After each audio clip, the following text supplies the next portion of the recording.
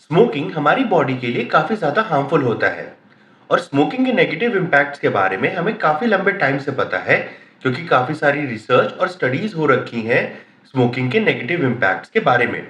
लेकिन आखिर स्मोकिंग का हमारी बॉडी पे क्या इम्पैक्ट पड़ता है और स्मोक हमारी बॉडी को कैसे और किस तरह से इम्पैक्ट करता है।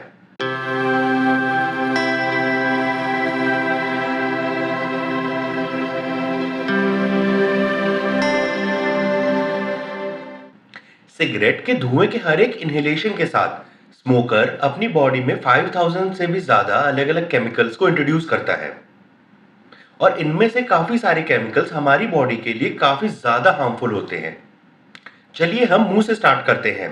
स्मोक करने पर आपके दांतों में एक ब्लैक कलर का सब्सटेंस जिसे कि टार कहते हैं वो डिपॉजिट होने लगता है। टार दांतों के इनेमल को हार्म करता है और इसकी वजह से दांत ज्यादा आसानी से खराब होने लगते हैं। इसी के साथ साथ धुएं में प्रेजेंट केमिकल्स नोज में प्रेजेंट नर्व एंडिंग्स को भी हार्म करने लगते हैं, जिसकी वजह से स्मोकर्स का सेंस ऑफ स्मेल रिड्यूस हो जाता है। मुंह और नाक से होते हुए यह स्मोक हमारे रेस्पिरेटरी ट्रैक्ट में एंटर करता है और हमारे लंग्स की तरफ बढ़ने लगता है। हमारे रेस्पिरेटरी ट्रैक्ट में बाल की तरह छोटे छोटे स्ट्रक्चर्स होते हैं जिन्हें कि सीलिया कहा जाता है।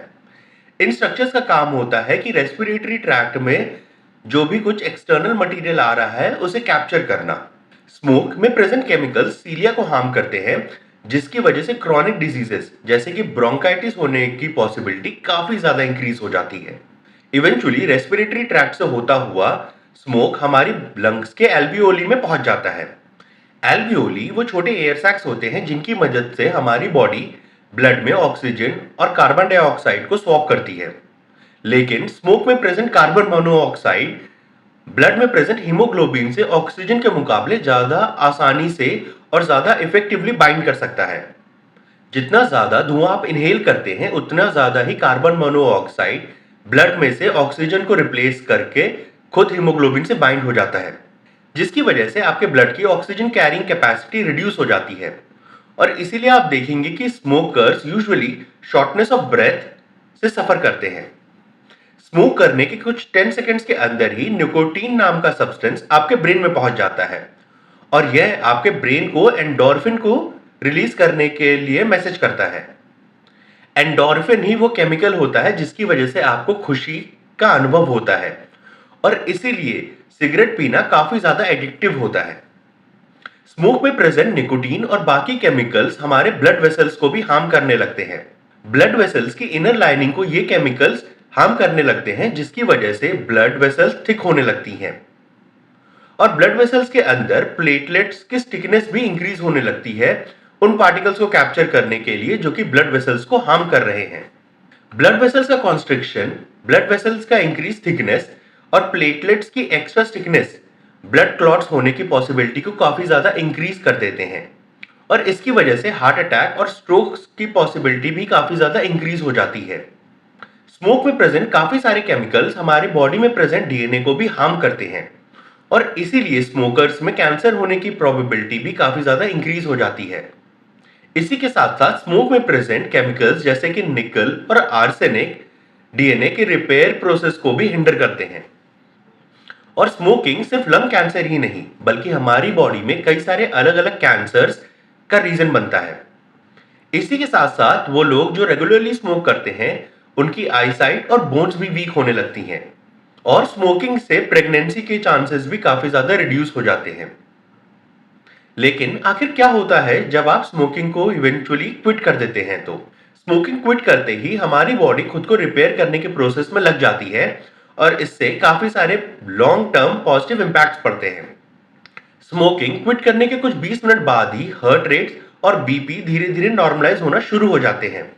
स्मोकिंग क्विट करने के कुछ आधे दिन के बाद कार्बन मोनोऑक्साइड लेवल स्टेबलाइज होने लगते हैं, जिससे ब्लड की ऑक्सीजन कैरिंग कैपेसिटी इंक्रीज हो जाती है और ब्लड वेसल्स भी खुद को धीरे धीरे रिपेयर करना शुरू कर देते हैं।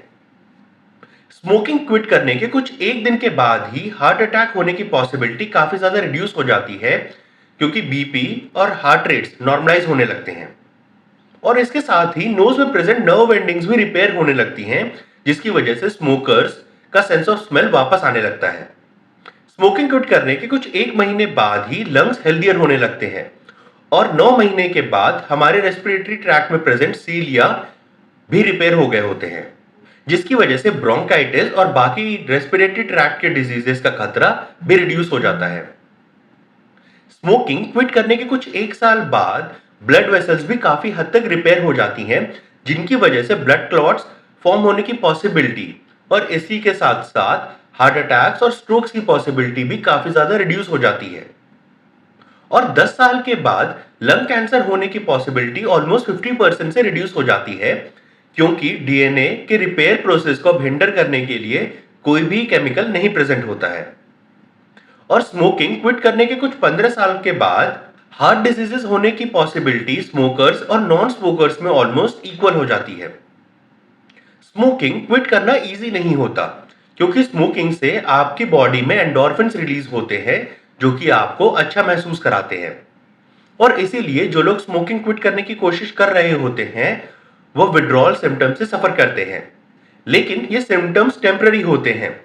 और आज काफी सारे ऐसे टूल्स अवेलेबल हैं जो कि लोगों को स्मोकिंग क्विट करने में काफी हेल्प कर सकते हैं, जैसे कि निकोटीन गम्स और पैचेस अवेलेबल है मार्केट में, जो कि आपकी निकोटीन की सप्लाई को बिना सिगरेट के भी उसी लेवल पे रख सकते हैं, जिससे कि आपकी बॉडी को निकोटीन मिलता रहे कुछ टाइम तक बिना उन हार्मफुल केमिकल्स के जो कि सिगरेट के स्मोक के थ्रू आपकी बॉडी में जाया करते थे। इसी के साथ साथ काफी सारे सपोर्ट ग्रुप्स भी स्मोकिंग क्विट करने में लोगों की हेल्प कर सकते हैं। स्मोकिंग क्विट करने पर बॉडी पर लॉन्ग लास्टिंग पॉजिटिव इंपैक्ट्स पड़ते हैं और आप दोबारा से हेल्दी होने लगते हैं।